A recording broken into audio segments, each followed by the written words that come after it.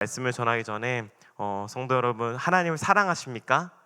네, 하나님을 좋아서 하나님 너무 좋고 예배하는 것이 너무 기뻐서 이 자리 가운데 나오신 것인 줄 믿습니다. 앞에서 또 찬양하고 기도로 예배를 준비하는데 제 안에 두 가지 마음이 들었습니다. 첫 번째 마음은 왜 성도님들은 이 자리 가운데 앉아 계실까? 그렇죠? 휴가철이고 날도 덥고 또 집에서 쉴 수 있는 시간이잖아요. 근데 왜 예배드리러 나오셨을까? 근데 금방 답할 수 있었어요. 예수님 너무 좋아서 예배하고 싶고 너무 사랑하고 싶어서 이 자리 가운데 나온 줄 믿습니다. 이 시간도 함께 우리 짧은 시간 말씀 나눌 텐데요, 정말 하나님께서 우리를 얼마나 사랑하시는지, 또 우리가 얼마나 사랑하는 마음으로 예배해야 하는지 함께 살펴봤으면 좋겠습니다. 오늘 저희가 읽은 말씀은요, 너무 유명한 말씀이죠. 예수님의 마지막 이제 말이라고도 부를 수 있는데요. 말씀 전하기 전에 질문을 하나 하겠습니다.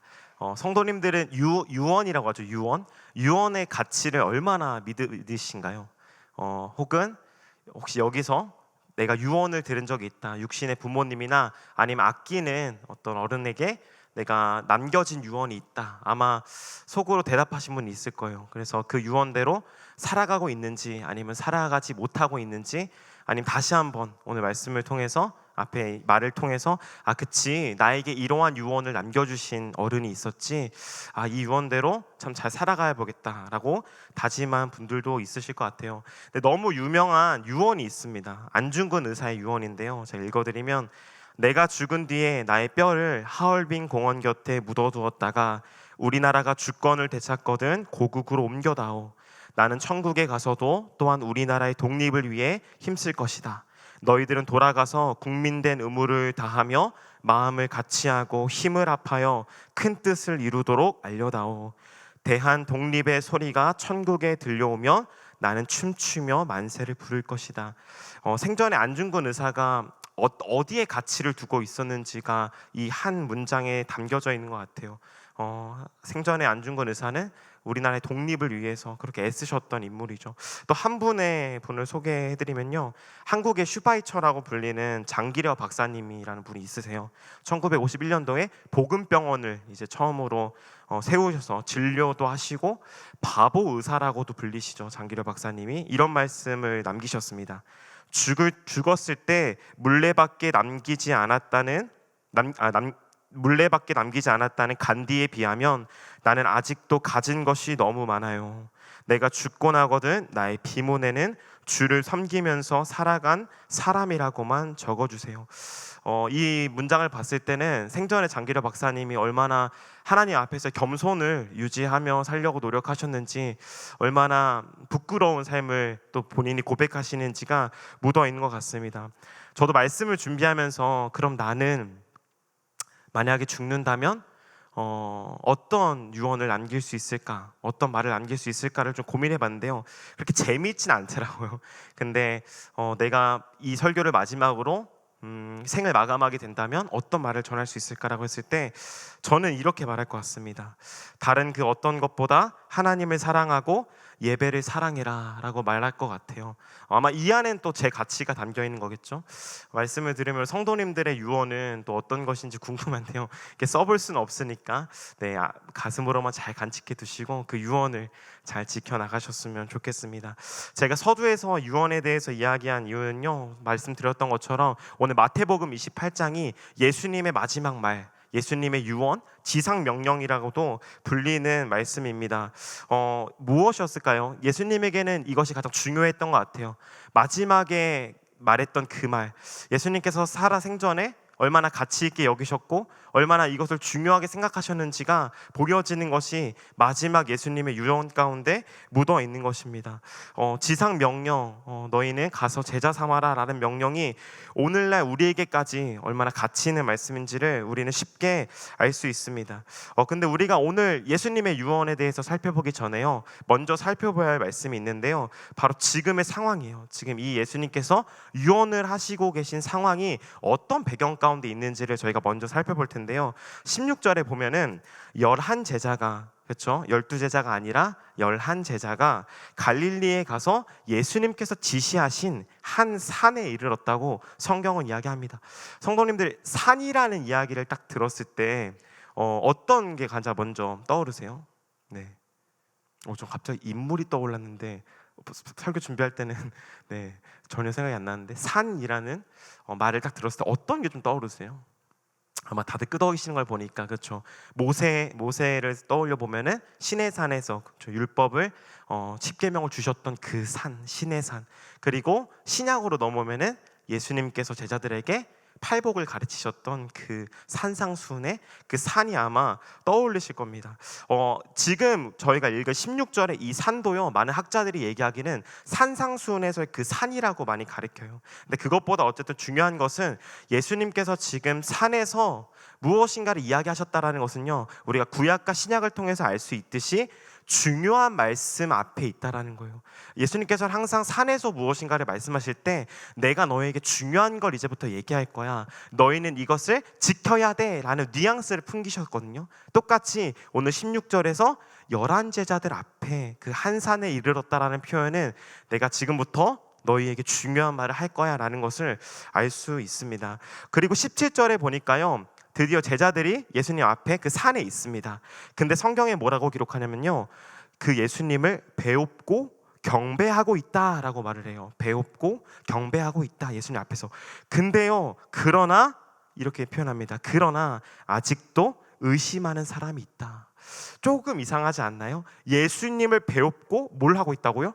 경배를 하고 있는데 아직도 의심을 하고 있는 사람이 있다라고 얘기하고 있는 겁니다. 이것이 지금 제자들의 상황이라는 것입니다. 이러한 제자들의 표현을 보면서 많은 사람들이 뭐라고 이야기하냐면요, 제자들의 믿음을 의심해요. 예수님이 앞에 있고 예수님을 경배하고 예배하고 있는데 예수님을 의심하고 있다라는 것은 이들이 불신자라는 거야, 이들에게 믿음이 없다라는 거야 라고 많은 분들이 이야기를 하세요. 근데 여기서 사용되고 있는 의심하다라는 단어는요, 디스타조라는 단어라고 불리는데요, 불신을 의미하기보다는 주저함, 불안함, 두려움이라는 단어로 쓰이곤 합니다. 그래서 예수님 앞에 있는 제자들이 예수님을 배웁고 경배하고 있으나 의심하고 있다는 단어는 예수님을 예배하고 있지만 아직도 그들 안에는 불안함이 있고 두려움이 있다는 것을 이야기하고 있는 겁니다. 비슷한 것 같아요. 여기서 저를 포함한 예배하고 있는 우리 성도님들 가운데는 불신자는 없을 겁니다. 네, 예수님을 믿지 않는 사람들은 수요 예배 나오기 쉽지 않을 것 같아요. 근데 불신자는 아니지만 어떤 마음이 우리 마음 가운데 가끔 도래하죠?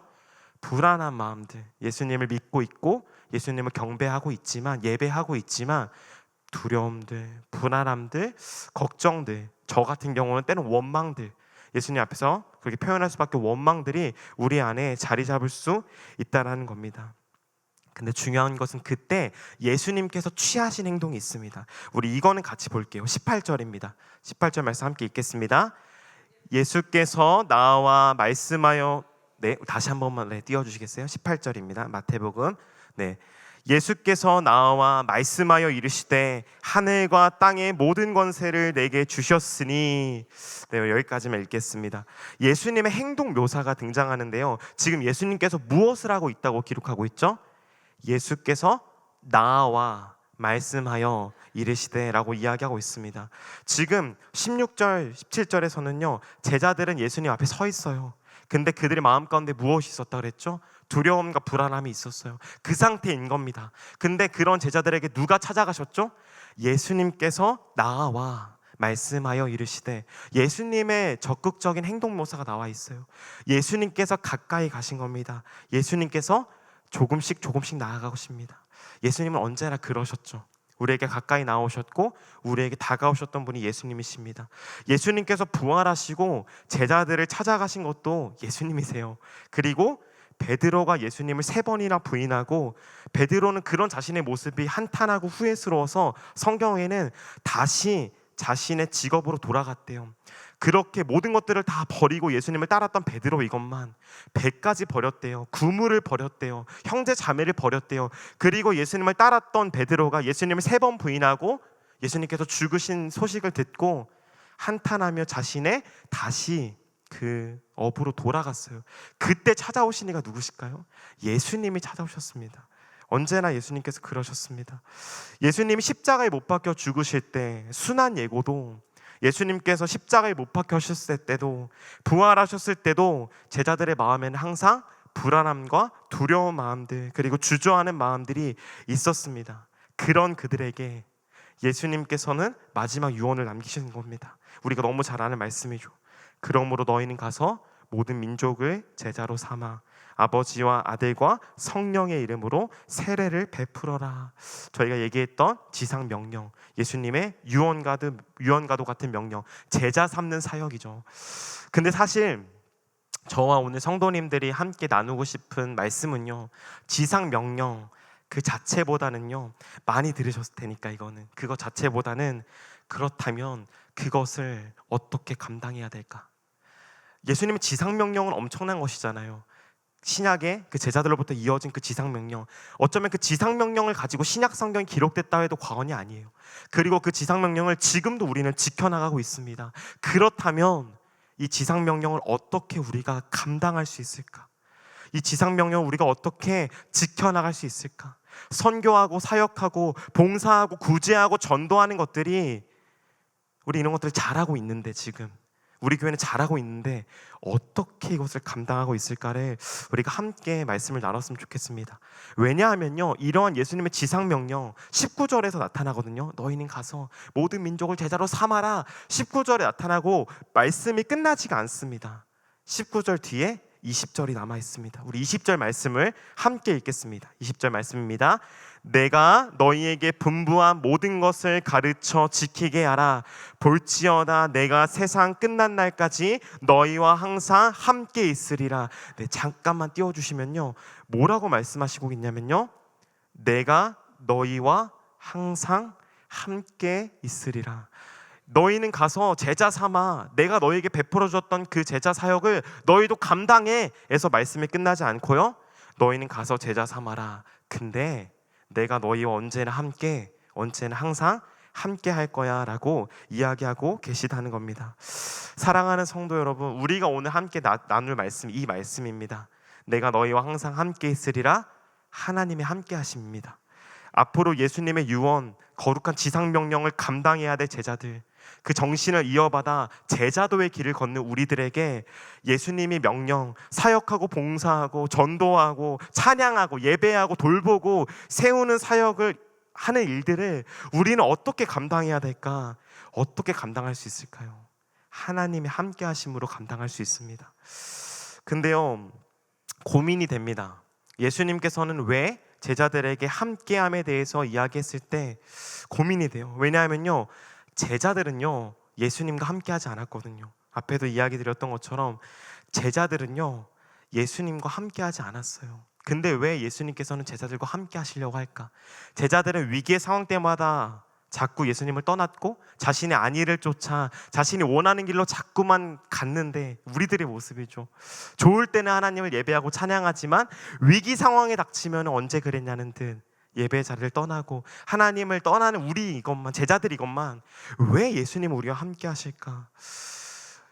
이것이 결코 끊임없는 하나님의 사랑 때문인데요, 언제나 이렇게 하셨어요. 예수님께서는 구약 시대 때부터 신약에 이르러 지금의 서역까지 변하지 않는 사실인데요, 구약에서는 어떻죠?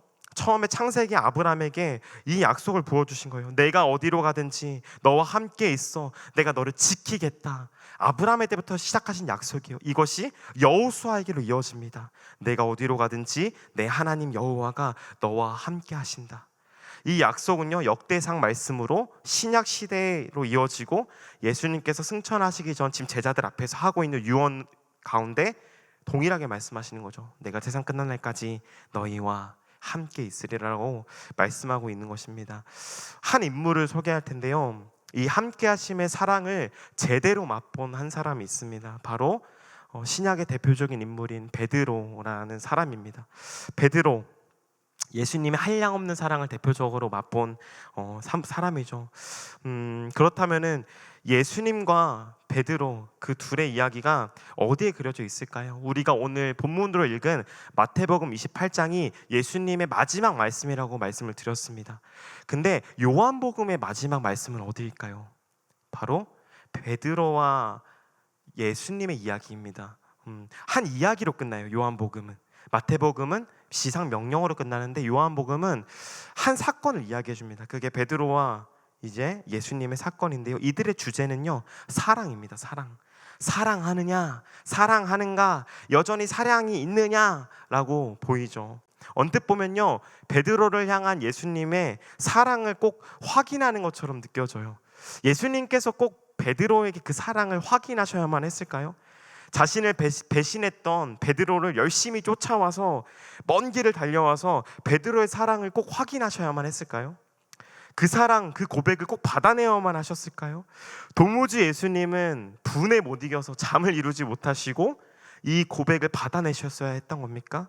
이 녀석 나를 사랑한다라고 해놓고 지금 나를 과연 사랑하고 있을까? 확인하는 질문이었을까요? 그래서 그렇게 3번이나 베드로의 사랑의 확증을 받아놓은 이후에야 목자의 사명을 감당하게 하신 걸까요? 요한복음 21장에 예수님과 베드로의 대화를 설교하신 노진준 목사님이라는 분은 이 사건을 이렇게 이야기하십니다. 베드로를 향한 예수님의 물음, 3번의 물음, 내가 나를 사랑하느냐라는 이 물음은 그저 물음으로만 그치지 않는다. 그 물음 가운데에는 예수님이 베드로를 향해서 하고 싶으셨던 말이 있으셨다. 예수님이 물은 그 물음, 내가 나를 사랑하느냐라는 그 물음은 베드로야, 내가 여전히 너를 사랑한단다. 내가 너를 사랑해. 너가 나를 사랑하기 전에 내가 너를 먼저 사랑한단다. 그래서 내가 여기까지 왔지 않겠니?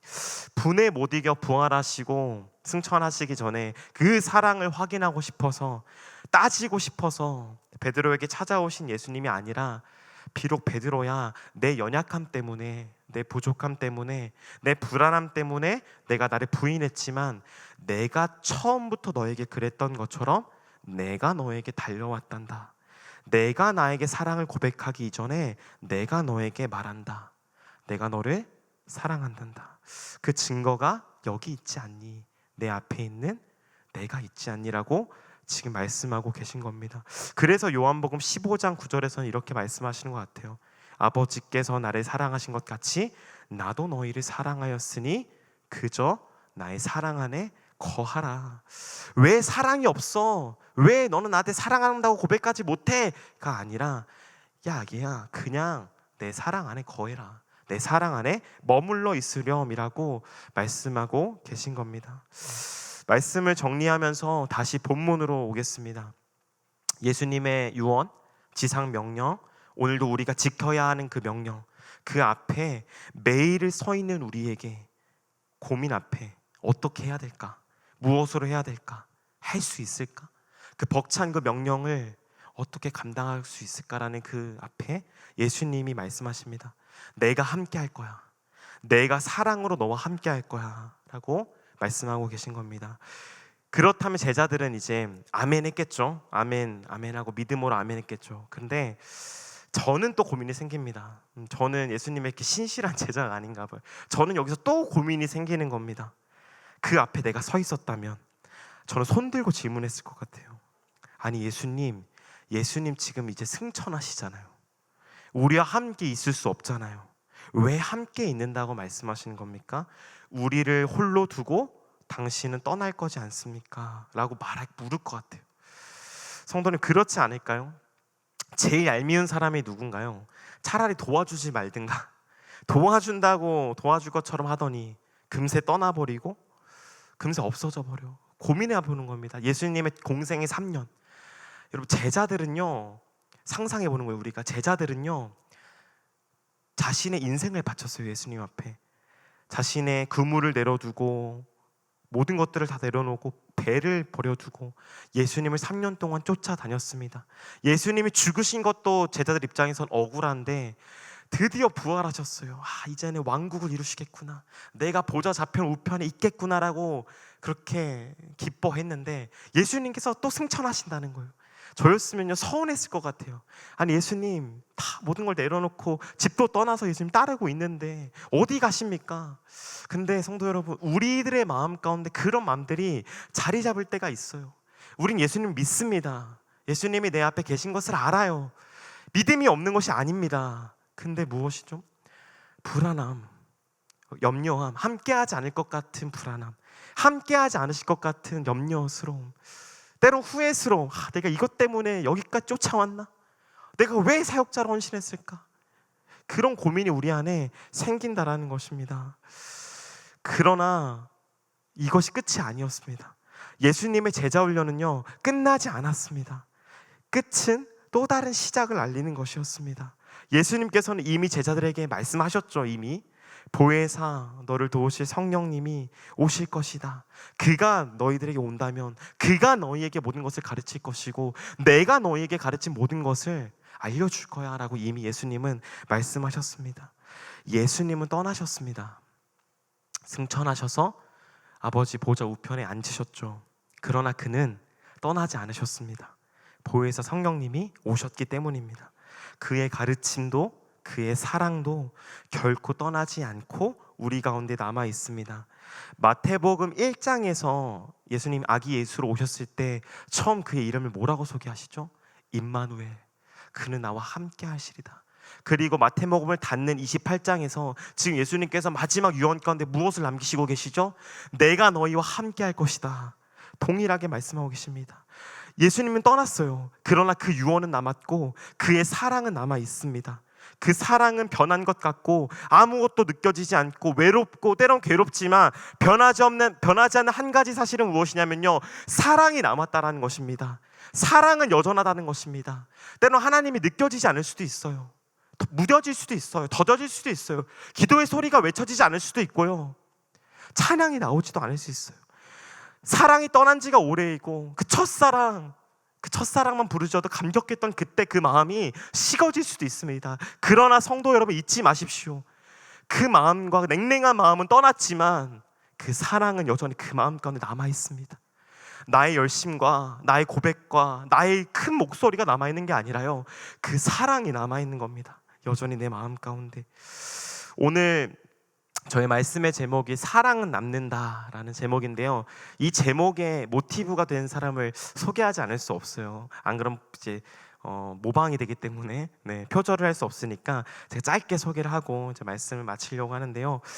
이 사랑은 남는다라는 찬양의 제목입니다. 이것을 쓰셨던 분은 시선이라는 찬양의 작곡가이자 작사자이신 김명선 김명선 자매세요. 이분이 사랑은 남는다라는 것을 3년 전에 이제 2집의 타이틀곡으로 이제 내셨는데요. 가사를 잠깐 읽어드리기 전에 이번에 스토리를 제가 한번 들은 적이 있습니다. 사랑은 남는다의 스토리는요, 이제 김명선 씨가 이제 가수이자 이제 CCM 가수이기 때문에 어떤 한 집회를 갔나 봐요. 집회를 갔는데 청년부 이제 집회였습니다. 그때 이제 간증 겸 찬양도 불러주는 이제 자리였는데요. 이제 한 회장 청년이 의전을 하려고 이제 모시고 간 겁니다. 이제 열심히 역에서 모시고 집회 장소까지 오신 거예요. 근데 유심히 봤겠죠, 이야기를 하면서. 근데 청년이 마음속으로 그렇게 생각을 했대요.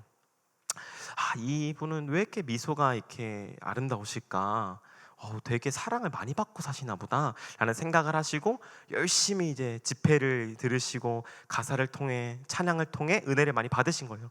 또다시 이제 그 신실한 청년은 이제 그 집회가 마치고 다시 이제 역으로 되돌아가는 길에 그 집회 때 어떤 이야기를 들었겠죠. 말을 하는 겁니다. 김명선 자매, 좀 목소리가 낮아졌어요. 김명선 자매, 제가 처음 자매님께서 이 차에 탔을 때는 이분 참 사랑 많이 받으시구나, 남편의 사랑을 참 많이 받으시구나라는 것을 단번에 알 수 있었습니다. 근데 집회 때 얼마 전 남편이 사망으로 이 세상을 떠난 것을 듣고 저는 펑펑 울지 않을 수가 없었습니다. 그리고 당신이 이야기했던 내 남편은 죽었고 내 남편은 떠나갔지만 그 남편이 베풀었던 그 사랑이 내 안에 남아 있습니다. 그 사랑 때문에 오늘도 나는 미소를 지으며 살아가고 있습니다. 남편은 떠났지만 여전히 그 남편의 사랑이 내 안에 남아 있습니다. 라면서 말씀을 이어가신 것 같아요. 그것이 만약 그 자매님 가운데 많이 마음이 되시고 이 가사를 쓰신 것 같습니다. 영원한 빛 되신 예수, 말씀이신 하나님, 모든 것을 창조하신 주, 생명의 근원이네. 말씀이 육신이 되어 우리 안에 거하시니 독생자의 영광이요 은혜와 진리가 충만하네. 그가 우리를 찾아오셨네. 나를 온전히 자유케 했네. 그가 우리를 용서하셨네. 나를 끝까지 사랑하셨네. 그가 남긴 사랑 지금도 여전히 살아 내 삶을 채우고 나를 빛나게 하네. 그가 주신 사랑 온전히 날 세우니 주 배울 그날에 나 알게 되리. 그는 사랑. 그 남편의 사랑이 이제는 하나님의 사랑으로 채워진 것 같아요. 그래서 그가 우리를 찾아오셨고 그가 십자가 그 은혜를 통해 남기신 그 용서와 사랑이 그는 떠나갔지만 여전히 그 사랑은 남아 있습니다. 그는 사랑이십니다 라고 고백한 것 같아요. 혹시 이 자리 가운데 힘쓰고 힘썼지만 반복되는 넘어짐과 무너짐 때문에 변화되지 않는 내 모습 때문에 이제는 지칠 대로 지쳐 더 이상 힘쓰고 싶지 않고 그냥 그렇게 하루를 살아가는 분들이 계십니까? 그냥 그렇게 예배하고 있는 성도님들이 있으시다면 마치 제자들처럼 예수님을 배웁고 경배하고 있지만 예배하고 있지만 말씀 듣고 있지만 기도하고 있지만 내 안에 작은 삶의 문제, 두려움, 그로 인한 두려움, 후회됨, 염려스러움, 원망, 목소리조차 나오지 않고 찬양조차 외쳐지지 않고 기도조차 나오지 않는 성도님들이 계십니까? 혹은 열심히 살아왔지만 정말 어디로 갈지 몰라 막막해 계신 분들이 있으십니까? 혹은 알 수 없는 고난 때문에 고난의 길을 걷고 있는 성도님들이 있으시다면, 혹은 오늘 말씀에 그 제자들처럼 사랑한다 고백했지만, 베드로처럼 사랑한다 고백했지만 너무 연약하여서 그 사랑한다라는 말조차도 부끄럽게 여겨지는 나의 삶을 보내며 한탄하고 계신 성도님들이 있으시다면 오늘 이 말씀을 기억하셨으면 좋겠습니다. 아무것도 보이지 않는 현실, 느껴지지 않는 상황 가운데 사랑은 남습니다. 사랑은 여전히 성도님들의 마음 가운데 기억되고 있습니다. 하나님께서 너가 어디로 가든지 내가 너와 함께 하신다라고 말씀하시고요, 그 사랑을 다시 한번 붙잡는 것입니다. 모든 것이 망가졌고 모든 것이 애매해지고 모든 것이 불확실하지만 나를 향한 하나님의 사랑이 확실하기에 그 사랑을 붙들어야 합니다. 우리 이 말씀만 함께 읽고 말씀을 마쳤으면 좋겠는데요, 고린도후서 5장 14절 말씀입니다. 우리 함께 읽겠습니다. 그리스도의 사랑이 우리를 강권하시는 도다. 우리가 생각하건대 한 사람이 모든 사람을 대신하여 죽었은즉 모든 사람이 죽은 것이라. 뭐라고 말씀하시냐면요, 그리스도의 사랑이 우리를 어떤 거 하신다고요? 강권하시는 도다. 여기서 표현되고 있는 강권하다는요, 가두다, 붙잡다, 애워싸다라는 단어입니다. 그리스도의 사랑이 우리를 애워싸요. 애워싼다라는 건 무엇이죠? 보통 부정적인 단어일 때 많이 쓰이잖아요. 병사들이 나를 애워쌌다. 무슨 표현이죠? 도무지 빠져나갈 길이 없는 거예요. 근데 어떤 게 애워쌌다고요? 그리스도의 사랑이 나를 붙잡아 버렸대요. 애워싸 버렸대요. 도무지 빠져나갈 길이 없다라는 겁니다. 너희가 나를 택한 것이 아니요 내가 너희를 택하여 세웠나니. 그리스도를 향한 사랑이, 예수님이 나를 향한 사랑이 나의 열심이 나를 붙드는 것이 아니라, 나의 확신, 내가 예수님을 사랑합니다라는 확신이 나를 붙드는 것이 아니라 그리스도의 사랑이, 나를 먼저 사랑하신 그 사랑이 나를 붙든다라는 사실입니다. 나를 강권하신다라는 사실입니다. 나를 강권하시고 애워싸시는 그 사랑을 의지하여 우리가 다시 한번 나아갔으면 좋겠습니다. 그 사랑이 우리를 봉사하게 하고요, 그 사랑이 우리를 사역하게 하고요, 그 사랑이 내가 사랑하지 못하는 사람을 사랑하게 합니다. 이 사랑 없으면요 아무것도 할 수 없습니다. 봉사만 남고 전도의 열심만 남고 그 어떤 것만 남으면요 우린 지쳐요. 그래서 에베소 교회를 향한 그 책망이 단 하나였잖아요. 너가 모든 것들을 잘했다. 사역도 잘하고 이단들도 내쫓고 잘했는데 한 가지를 잃어버렸단다. 너의 처음 사랑을 잃어버렸단다. 그 말씀 있지 않습니까? 믿음, 소망, 사랑이 영원할 것인데 한 가지 뽑자면 사랑이다. 몰랐어요. 왜 사랑일까? 믿음도 중요하잖아요. 소망 중요하지 않습니까? 왜 사랑일까? 말씀을 보니까요, 어떤 분이 이렇게 말씀하시더라고요. 우리 주님 배울 날 믿음도 사라지죠. 왜요? 내 앞에 예수님이 계시니까요. 소망도 사라집니다. 왜죠? 그 소망 대신 예수님을 내가 배워왔으니까요. 배웁니까요. 근데 사랑은요, 여전합니다. 그 주님 배울 날 품은 그 사랑 오늘도 여전하고요, 내일도 여전할 것입니다. 그 사랑을 우리가 더 키워나가는 거예요. 주님 배울 날 우리가 자랑할 것은 한 가지입니다. 주님 나를 얼마나 사랑하셨고 내가 주님을 얼마나 사랑했는지. 내가 놓아도 나를 포기하지 않는, 다시 한번 지치지만 걷게 하시는 그 사랑을 의지하며 나아가는 저와 우리 성도님들이 되셨으면 좋겠습니다. 기도하겠습니다.